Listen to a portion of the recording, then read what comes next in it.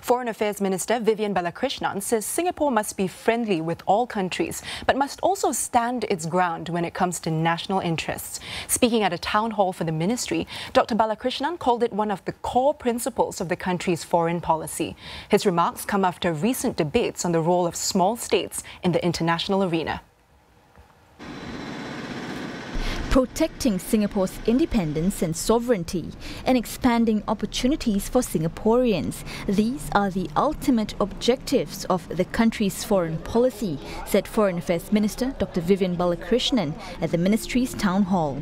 He said that as a small state, Singapore has to champion its national interests and speak out on key issues.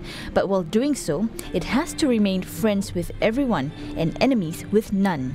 This is especially true when it comes to its immediate neighbours, the other member states in the Association of Southeast Asian Nations or ASEAN. Beyond Southeast Asia, Singapore must continue to foster its political and economic relationships so it remains relevant and other countries find its success to be in their interest.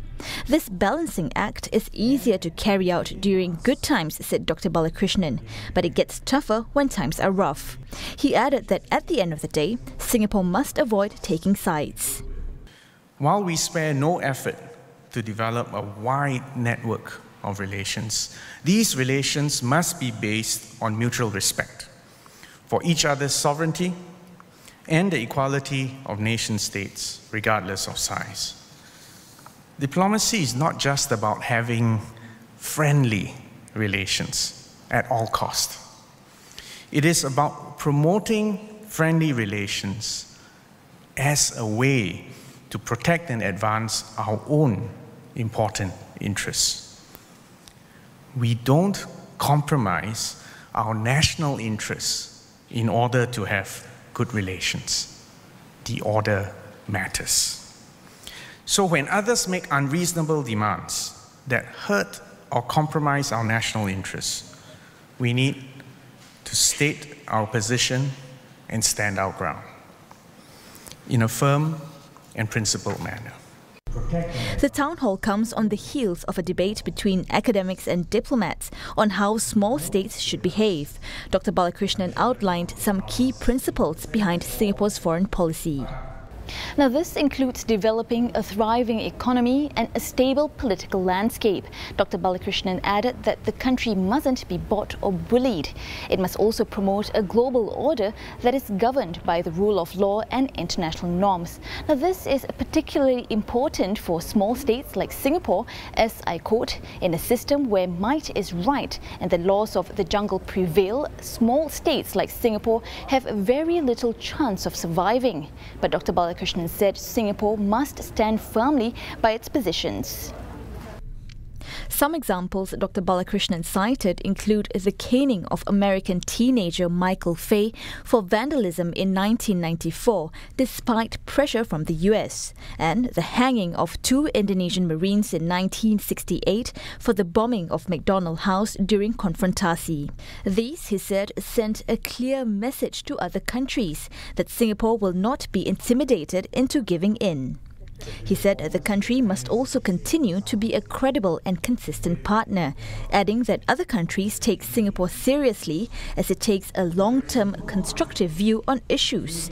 But Dr. Balakrishnan added that foreign policy begins at home. Our diplomacy is only credible if we are able to maintain a domestic consensus on Singapore's core interests and our foreign policy priorities. And if our politics does not become fractious or our society divided. We have safeguarded our international position by building a successful economy and a cohesive society, making clear that we always act in Singapore's interests and not at the behest or the bidding of other states. We have been expanding our relationships with as many countries as possible on the basis of mutual respect for all states, regardless of size, and on a win-win interdependence. Upholding international law has been a matter of fundamental principle for us, and being a credible and consistent partner with a long-term view has given us a role and to play and relevance on the international stage. He noted that the nature of geopolitics will become more uncertain and unpredictable, and while there will be friction from time to time, the task is then to keep broader relationships in mind. Ultimately, the foreign minister said Singapore may always be a small state, but this is all the more reason it needs the courage of its convictions and the resolution to secure the long-term good of Singaporeans.